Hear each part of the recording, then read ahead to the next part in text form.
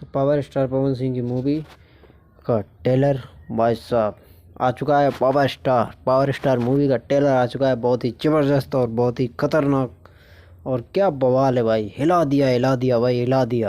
क्या बात है। आप लोग लास्ट तक बने रहिएगा।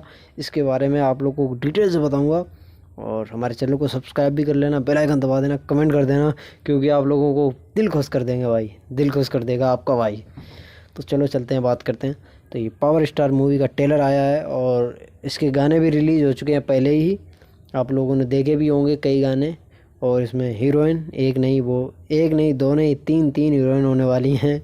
और भाई साहब इसमें सबसे तगड़ा मेरे को रोल लग रहा है मधु शर्मा का।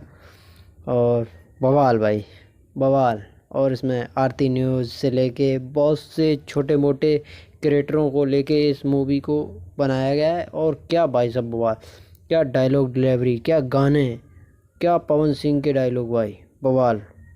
क्या एटीट्यूड, ज़बरदस्त। और कैसे कैसे प्रोड्यूसर डायरेक्टरों को कैसे पवन सिंह एटीट्यूड में बात करते हैं भाई साहब, बवाल। आप लोगों ने अगर नहीं देखा है तो अभी जाइए और देखिए भाई साहब, बवाल होने वाला है, बवाल। जाइए यार, ज़रूर देखिए, मज़ा आ जाएगा। और अपने भाई को भी यार सब्सक्राइब तो करके जाना, बेल आइकन दबा के जाना, कमेंट करके जाना और लाइक भी करना, क्योंकि भाई साहब बवाल आएगा।